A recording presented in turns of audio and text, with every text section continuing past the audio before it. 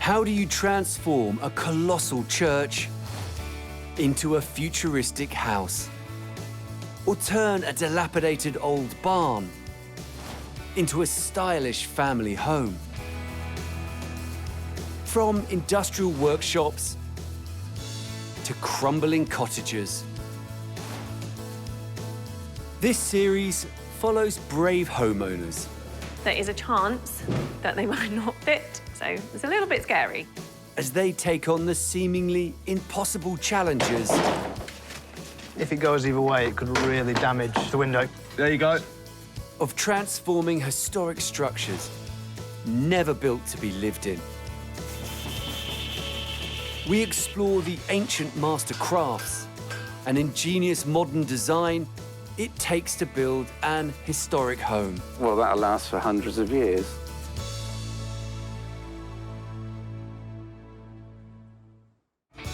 In this episode, a savvy architect I think we'll be done in 6 weeks. with an eye for restoration is on a mission, It has to work a bit like clockwork to get it done. juggling grand plans. It's a big window.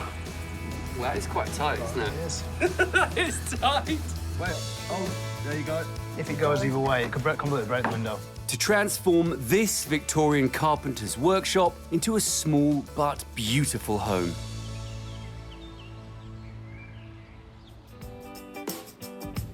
The town of Ramsgate lies on England's spectacular Kent coastline. It was once a bustling port town and one of the UK's most popular seaside resorts. Today, it's undergoing a resurgence. It's been ranked #2 in the property hotspots to watch behind Margate. And beautiful Georgian and Victorian homes are being revived and brought back to their former glory. One couple way ahead of the curve is Yorkshireman Marc and his Spanish wife, Paula. Both Marc and Paula are architects and met while working in London 7 years ago. They got married last year in Valencia, Spain, and now run their own architect firm in West London. We were quite worried because everybody say, oh my God, you're going to spend so much time together. Is it going to be not good for the relationship or not? But we find it actually quite nice. Yeah, we have something to focus on together and something other than the relationship also to do together. We're lucky because we complement each other quite well, I think. Yeah, sharing this passion in life, Yeah. I think always benefits to the relationship, for sure. Projects they've worked on together range from residential homes, offices and commercial premises, like this bakery down the road that they recently remodelled. How you doing, Marc? Great to see you. Yeah, good to see you too. How have you been? Brilliant, yeah. I Yeah. mean, the place is looking great. But how's the space working? Amazing. Yeah. Amazing. Marc and Paula share a particular passion for restoring unique period properties and bringing them back to their former splendour. We always try to find properties that somehow have soul, that we kind of fall in love with them. Right now, they're dividing their time between London and the coast in Kent. They bought this large site in June 2021, which included this Victorian building that was once used as a carpenter's workshop. Marc and Paula have poured some much-needed TLC into fully restoring the main building on the plot, Faversham Villas, converting it into 5 flats. This building was originally built in the 1870s and was last used as a nursery. As Marc loves the area so much, they're gearing up to transform the historic workshop at the heart of the site into the perfect pied-à-terre for themselves. With business booming, Paula is busy working on other projects, so Marc is overseeing this build. And he's thrilled to be beside the seaside. I think it's a beautiful place, stunning. It's rich in architectural heritage. We love working within the existing fabric of a building. Rather than doing new builds, we like the the complexities working with an older building, bringing the older features and then giving our modern sort of touch, sort of tying it all in together. Marc bought the whole plot, which included Faversham Villas and the workshop, at auction for £360,000. Buying at auction is great if you're after a bargain, but if you're looking for something a bit different, maybe even something that wasn't originally designed to be lived in, then you need to be prepared to do some major renovation work. Marc has a budget of £70,000 to completely renovate this little derelict Victorian building. The workshop came without residential planning permission when he purchased the plot, a risk you should be aware of when buying ex-industrial buildings at auction. We had to make sure that the design, it all came through as being kept as a commercial property rather than looking like a residential property. We couldn't have put a cottage at the end of the property. They really wanted it to stay as the outbuilding to the main building. In the days before mechanisation, cottage industries were exactly that. People working in their own homes using their own tools. These family-based enterprises were displaced by factory systems during the Industrial Revolution in the 1800s as machine manufacturing took over. Cottage industries were no longer efficient and largely came to an end. Those who could afford it moved their businesses out of their homes into small workshops, often built on their own properties, rather like Marc and Paula's carpenter's workshop.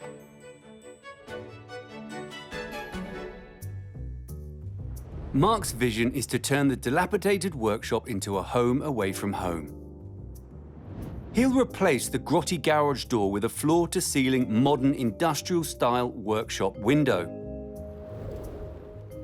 He'll reconfigure the interior walls to separate the open-plan living space from the bedroom, dressing room, and bathroom. He'll build a new inverted or V-shaped butterfly roof with generous skylights and landscape the outside space into a contemporary courtyard and parking area. Marc estimates the restoration of this old carpenter's workshop will cost just £70,000. We're going to have exposed joists coming through on the ceilings and exposed steel running through the middle. And then there's going to be a very rough cast concrete slab floor, insulated underneath, and the walls will be exposed plaster finish. We will be rebuilding the walls along these two areas here. The whole roof will have to completely come off, but keeping that butterfly roof. So we're trying to bring back the commercial industrial style. We almost want people to look at this building and say, is that a house? Is it a workshop? It's going to be very quirky, and I think there's not going to be many things around here like that, but that's kind of, we want to have some fun with it. It has to work a bit like clockwork to get it done within 6 weeks. I think we can do it. I'm pretty confident. Now, 6 weeks is ambitious, but Marc has a very clear vision of what he's trying to achieve, and he's in the unique position of being architect, client, and developer, so he could very well pull this off. Ramsgate is an historic waterfront town and is packed full of spectacular seaside properties. Many of these homes were built throughout the 18th century and feature stylish sash windows. These homes, built between 1812 and 1820, have striking bow windows. Beautiful Regency properties continued to be built up until the Victorian era. There are over 900 listed buildings in Ramsgate. Around 200 of them are down here around the harbour. In 1820, King George IV left from Ramsgate Harbour with the Royal Squadron en route to Germany. He was so impressed with the hospitality that he received in this Kent port that he declared it a royal harbour, a status that is still unique in mainland Britain today. Ramsgate really started to flourish into a popular seaside town during the Georgian era and was frequented by wealthy Londoners. By this time, the craze for sea bathing had really taken off, as doctors were prescribing it for patients' health. Ramsgate's prime location meant it benefited from an influx of visitors, and they all needed somewhere to stay, which is why there are so many beautiful Georgian and Victorian properties here. Fast forward a couple of centuries, and many have been empty for a number of years.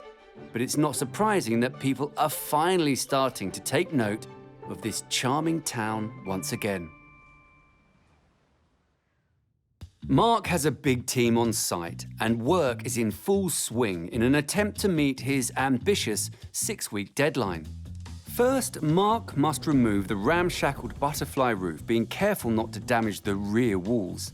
Then he must knock down the front walls carefully, reclaiming the original bricks. As he rebuilds, he can extend the building's footprint and install new windows and patio doors. He'll then need to fit 3 one-ton steel beams to support the higher and heavier new roof. After erecting external timber frames and new stud walls internally, he can lay the drainage pipes and pour a new concrete floor, ready for the final fit-out.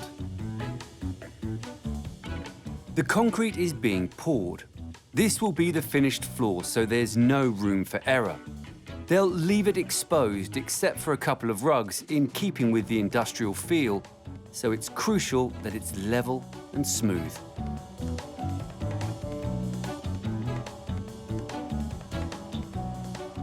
It's just 2 weeks into the build, and Marc is motoring. Right, ready. Things don't normally happen this quickly, but Marc is on a mission. So maybe this will be finished in 6 weeks. Happy with the timeline. It is a tight timeline. We've been putting in a lot of hours. I think the other night we were here until 9 p.m. doing the concrete slab. But I think it's a realistic time frame. Remaining sympathetic to the building's roots is at the core of this project. We've tried to keep as much of the history of the build as possible. In particular, we've worked hard to maintain the brick style and the brick patterning. This is the original brick, and this is the new brick that we've brought in. And you can see that there's lots of variations in the colours. The way that we've done this is we've matched these bricks by buying a stock brick and getting it weathered. So to give it this burnt, crispy sort of feel, it gives the variations, the darkened colours. So we get real variation in the wall, and then when it's next to the original, you can sort of see that we get those nice colours coming through. The bricks are different in dimensions. This is a very old sort of imperial style brick, and this is a new modern day brick. But the finish, we tried to keep the burnt finish of the bricks. They weigh exactly the same. The only difference is that bricklayer will much prefer to lay one of these rather than an odd-shaped brick like this. We've estimated around £10,000 on bricks, but it's very important to the look and feel and character of the project. We've got 4 weeks left on the build. It's a tight schedule, but I'm really confident in the team's capability. In 2 weeks, we've got to this stage with the walls. We're nearly onto the roof. In 4 weeks, we want to have everything completed and fully finished.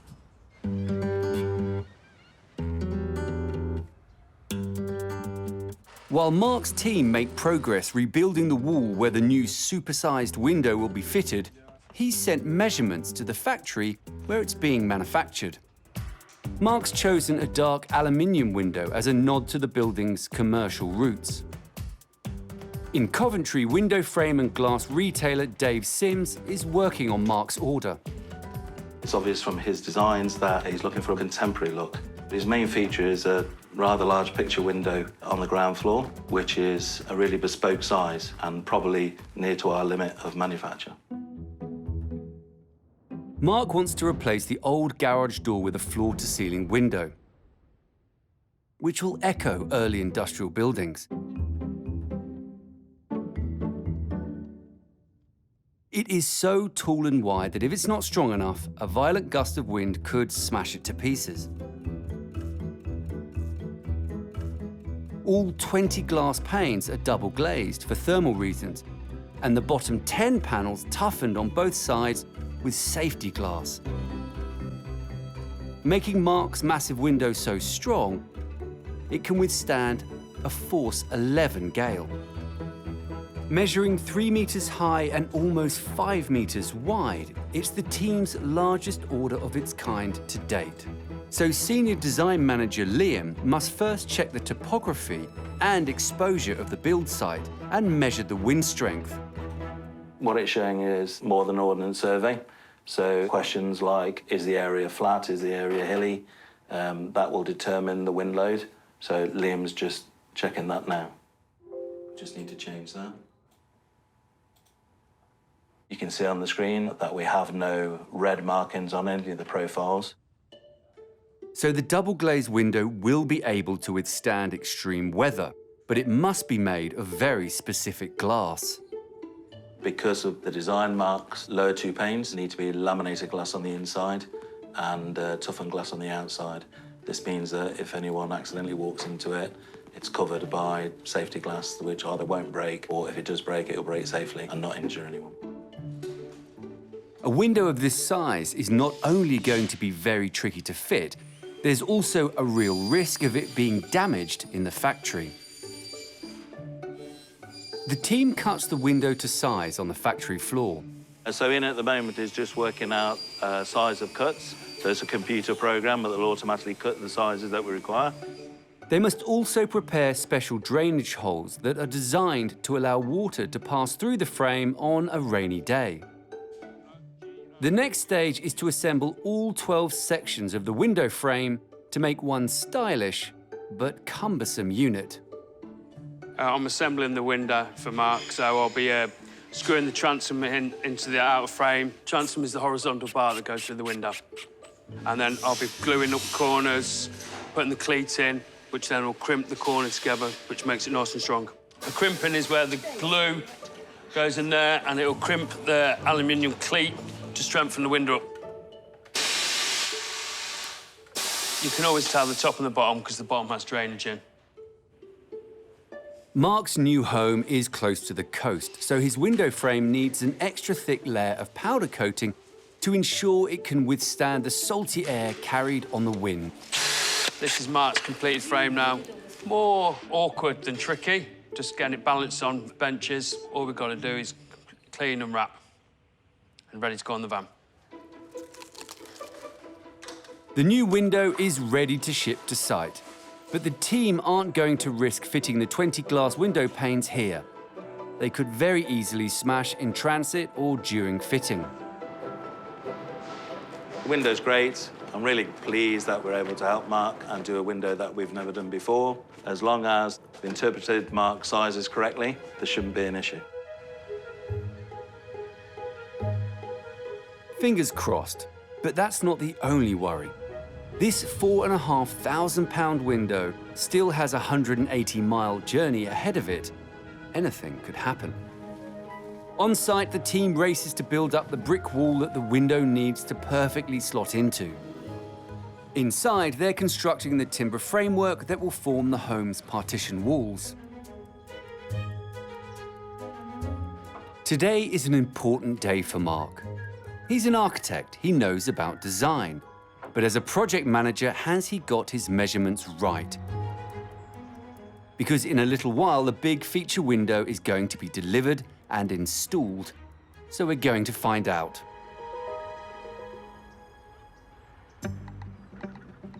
First, it has to arrive safely on site. It's made the long motorway journey. Now there's just Ramsgate's narrow streets to navigate. But I'm a bit worried about his drive, just because he said it was quite tucked away. For Marc, it's a nerve-wracking moment, I couldn't sleep last night. as this will be the first time he lays eyes on the window frame. I'm very excited. I'm looking forward to seeing it.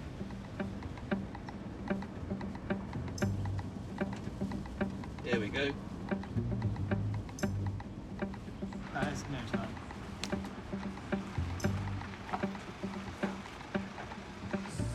It's a big window. It's a big window. It looks bigger than the hole. Yeah, it does, doesn't it? Just ever so slightly. Well, It's a big van. yeah, it's wider than I thought. It's a bit... Well, it's quite tight, isn't It it? is. I think there's about 100 mil in it. Glad it's not me doing that. Yeah. As long as he doesn't scratch the left-hand side. Whoa, that is quite tight. Oh, Oh, he's doing it. that's tight. That is tight.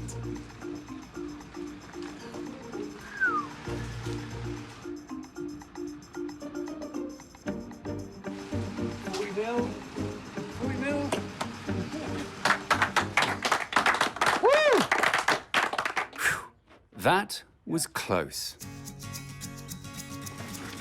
I'm pretty confident with my measurements. Yeah, obviously being an architect, that's one thing that I have to be 100% sure about. Ooh, it's wobbling. I've double-checked with the window supplier and I've triple-checked the opening sizes and given 20mm tolerance to each of the windows and doors, which is the required amount in case the brickwork moves. It's critical to the whole design.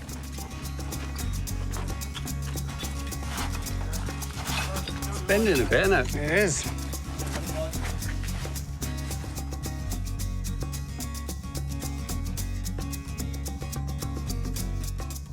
It looks bigger than I thought, but no, fingers crossed it all goes in.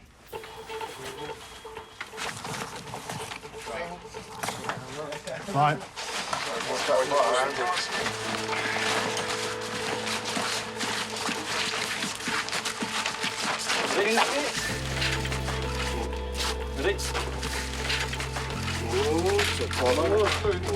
Careful.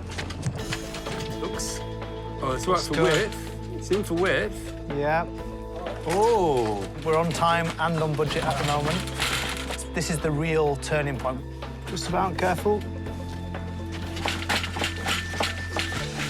That's a good fit. Well done, lads. So that's the frame in, but they still have all 20 of the glass panes to fit.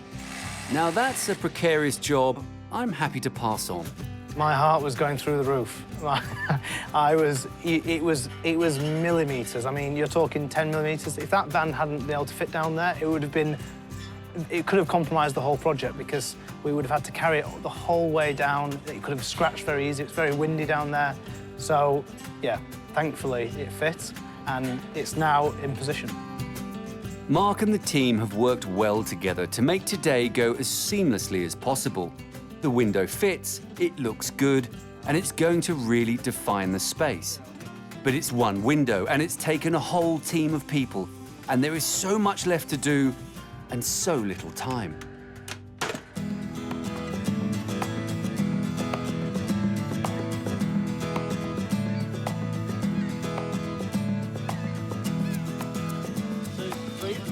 The team's next challenge is to fit 3 steel beams along the top of the brick walls.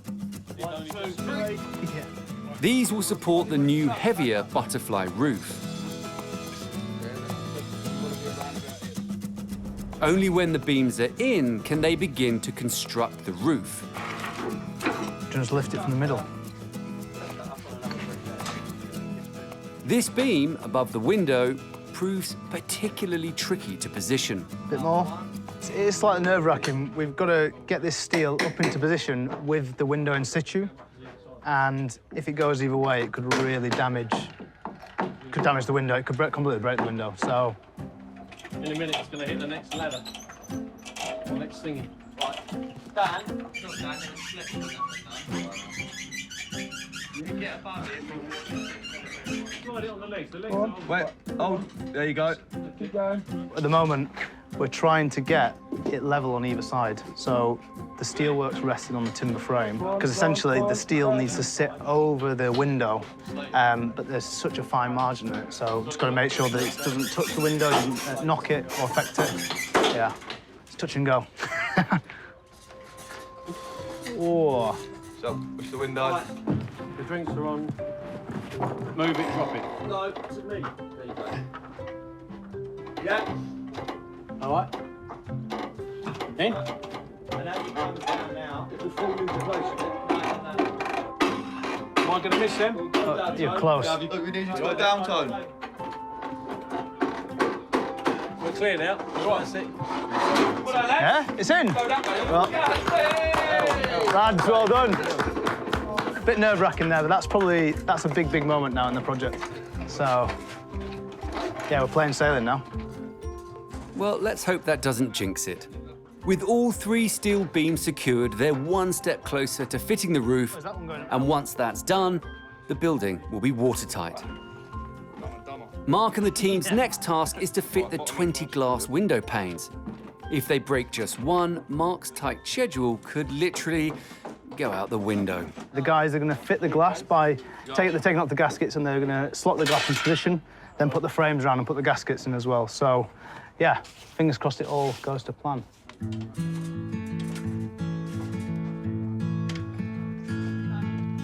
Try and push that in. Try to swap that with the bottom one.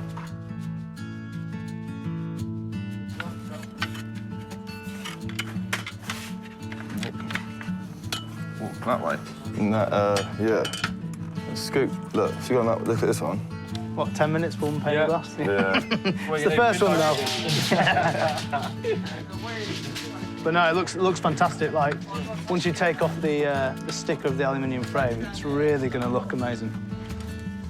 With another vital part of the home in place and the new interior feature wall being built from old bricks, Marc's renovation is ticking along nicely and looks like it could even be on track. As long as he's ordered enough new bricks, that is, to finish the outside walls.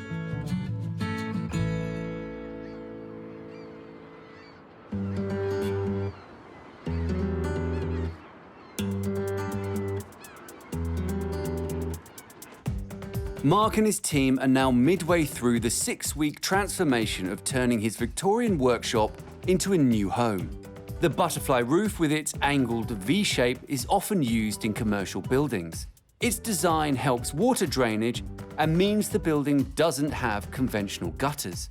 The team have built up the exterior walls to make the roof's pitch shallower, so the middle is around 1 meter higher than it originally was. This should make the building feel much more spacious inside. Marc must build his new roof in stages. First, he'll fit 28 8-inch deep timber rafters to the steel beams. On top, he'll lay plywood board to support the 140mm thick foam insulation.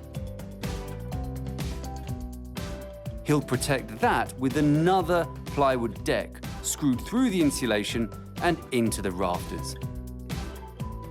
4 layers of roofing felt will be laid onto this top plywood deck to make the building watertight, with 3 large roof windows letting in plenty of light.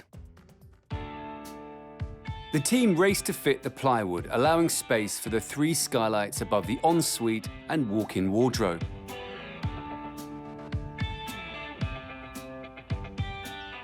This project has always been about remaining true to the spirit of the workshop's origins. Marc has cleaned up the mid-19th century bricks and is reusing them to create a new interior feature wall, as well as the exterior walls. But he needs more bricks, and is having to buy new ones that will be treated to make them look old. The trouble is, he's run out while finishing the very top front corner. Progress has been really good. It's been really fast, but we have had one slight issue is with the bricks. The bricks are these have become quite scarce during the project. We need probably around about half a pallet, so it's not that much, but we can't change the brick at this point. We have to complete the project because it's the main detail of the front facade. So it's super, super important. If we have to wait for a week or 2 extra, we have to wait, unfortunately. But that is causing an issue to actually finish the outside of the building and finish off to make it completely watertight. The reason these bricks are so vital is because we've actually colour matched them to the existing stock brick that was on site. That was the council's condition with keeping the heritage of the building. The delay with the bricks means the build is behind schedule. Marc isn't going to meet his 6-week deadline. But the team motors on, fitting insulation in the hope the bricks will arrive soon.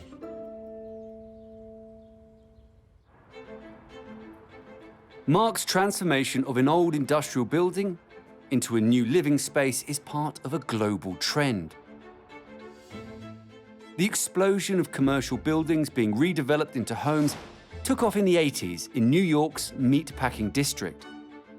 And London quickly followed suit with disused warehouses being remodeled into apartments.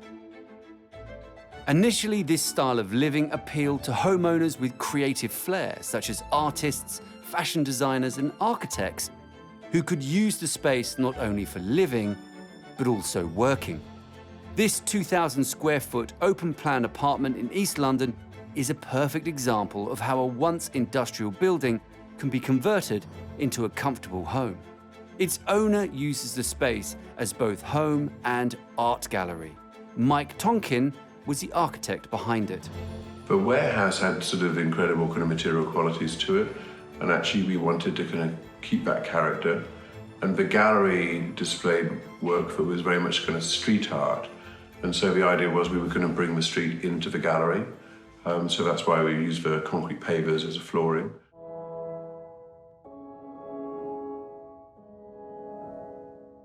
And they were also really keen on kind of outdoor space just flowing out. So we designed the windows so they could just all be slid away, and the inside and the outside are almost equal. They also embraced the gorgeous brickwork, leaving it exposed as much as possible. They installed a prefabricated staircase made of intricately cut stone.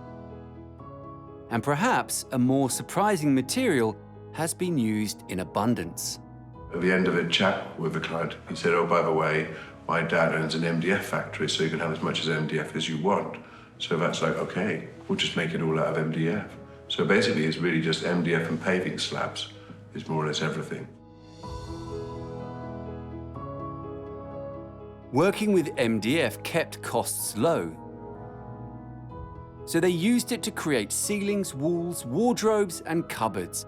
They even used it in the bathroom. Embracing the building's heritage and working roots was at the heart of the conversion.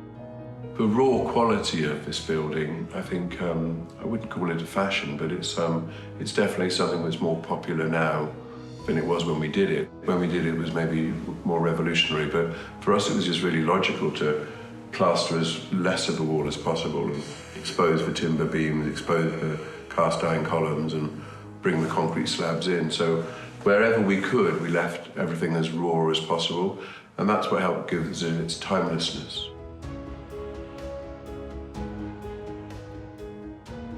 The open-plan living area in this apartment is on street level, while the bedroom and bathroom are downstairs. It took just 6 months to completely transform this unloved warehouse into a contemporary home. It was incredibly straightforward. Basically, the job was putting the flooring down, putting the services in, and then bringing in the prefabricated items. We designed this in 1999, and it hasn't changed a bit.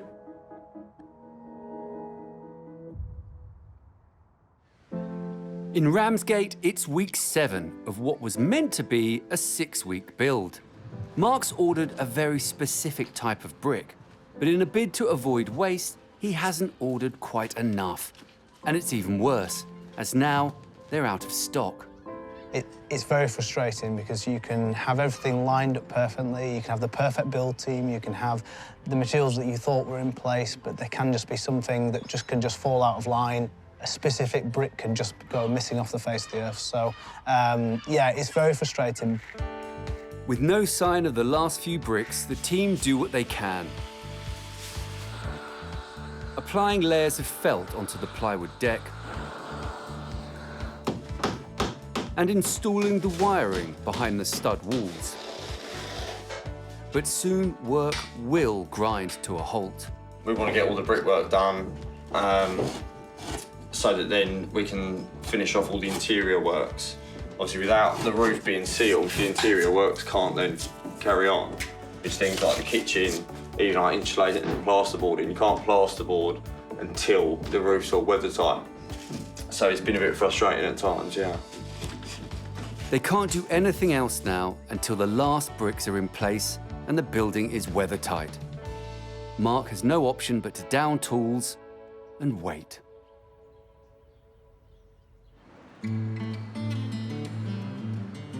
It's now 3.5 months since work on the build began. But Marc is finally confident that the specialist bricks are on their way. With the gaps in the wall temporarily covered with the waterproof tarpaulin, work resumes inside in a bid to get what was meant to be a short 6-week project finally finished. With the kitchen fitted, the bathroom goes in.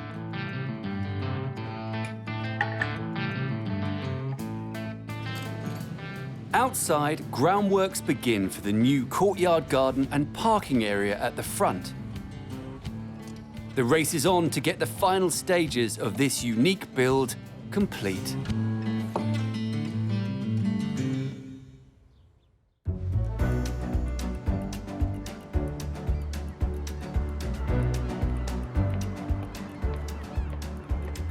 It's been 6 months since Marc began renovating this Victoria workshop in Ramsgate.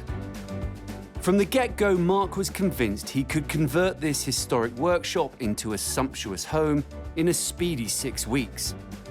But not everything has gone to plan. Marc didn't order enough bricks, but after a lot of chasing around, rather fortuitously, he laid his hands on exactly the same ones. So has he managed to create the perfect pied-à-terre to live in while working on the coast? From the outside, it looks like it was well worth the wait.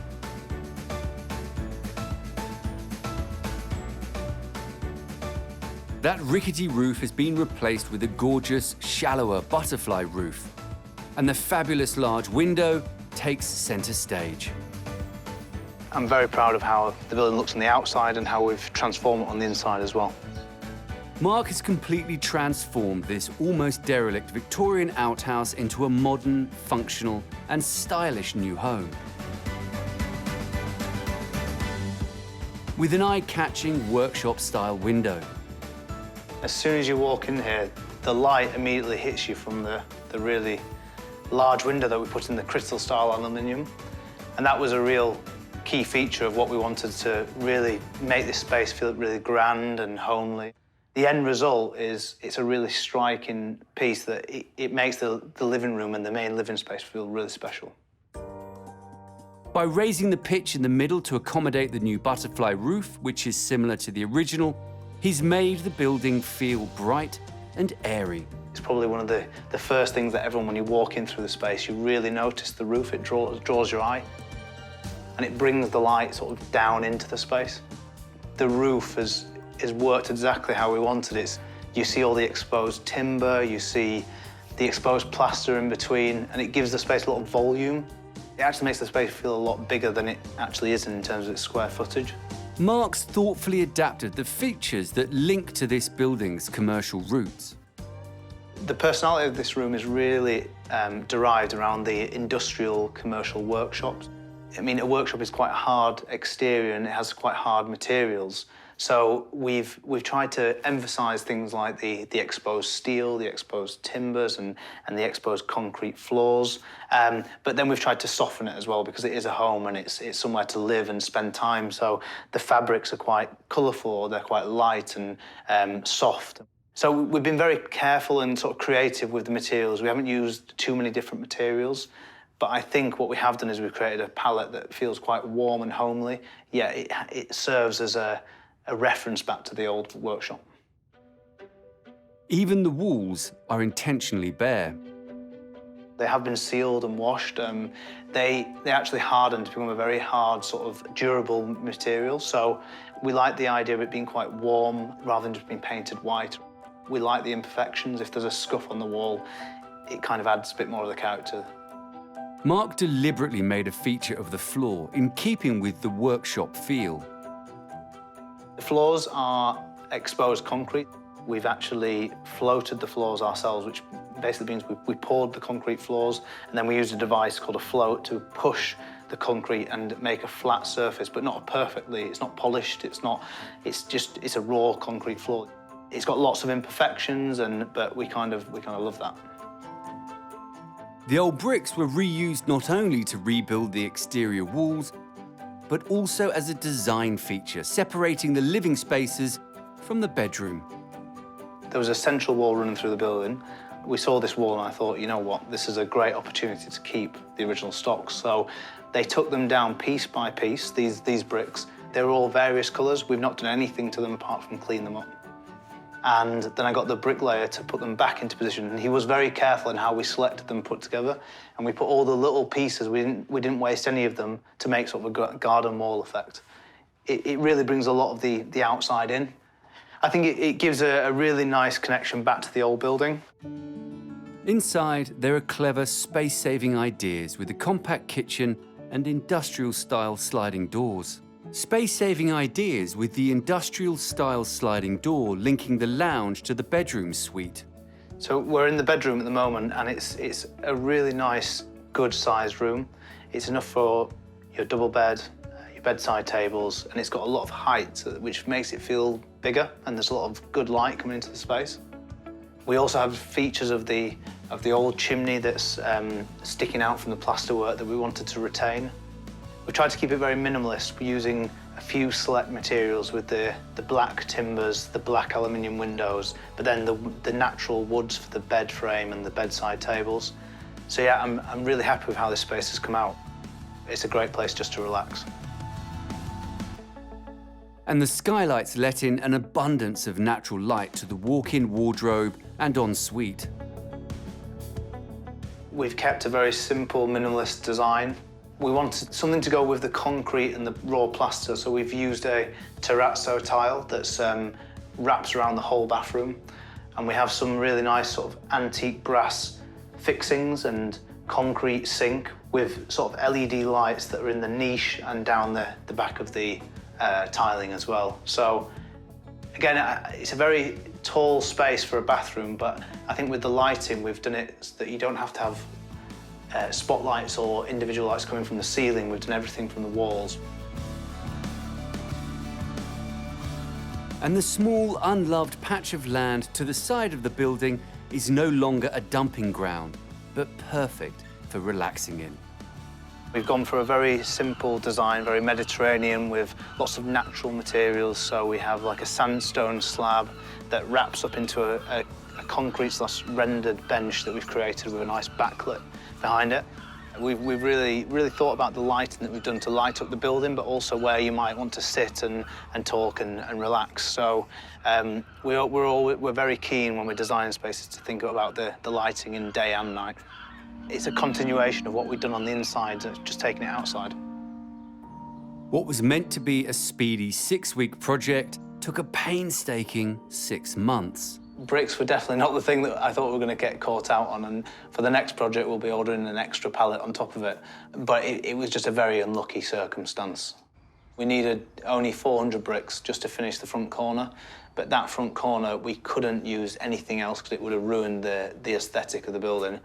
Unfortunately, we hadn't enough on site, and we had to ring around. All the brick companies had ran out of this specific weathered brick. We then bought some bricks, which were then taken by someone else because they paid a bit more. And we were really scavenging around. It put quite a delay onto the project, but it was the builder's friend of a friend. He built a property in the same brick, and we then we contacted him. He said, look, I've got about half a pallet in his garden. We went for a pint in the pub and met him, and he sold us the bricks there and then. So it was very lucky because it would have been a much longer delay had we not done that. We're very fortunate we had other builds to move our guys onto, so we progressed with other things. There was no big financial impact. Being the client and the architect, it comes with some difficulties. We absolutely love doing it. It's something we really relish doing, but it is true, it sometimes takes longer to design something for yourself than it does for someone else. I describe this as a careful restoration of the workshop with an industrial, chic, beachy sort of feel without spending an absolute fortune on the build costs. So the original budget was 70,000. We've probably spent somewhere in the region of about 75, 76,000. So we've come in just slightly over, but we have added some more features that we didn't anticipate at the beginning. So things like the bench outside. I think we've done really well with with how much we spent to what we've got at the end of it.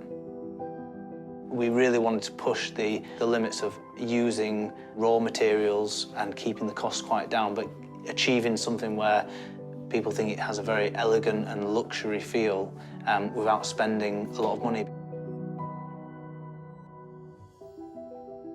On the whole, we're still very happy and very pleased. We still got the end result we wanted. I think what we've proved here is that you can really bring the history and the heritage back to life in a very small building, but it can really give a lot of grandeur and a great use of space just by careful design. This is a beautifully designed and delivered project. It's a real transformation. And what I really like is that it gives inspiration for what you can do with an old building at the bottom of the garden. It may be small, but it's full of big ideas.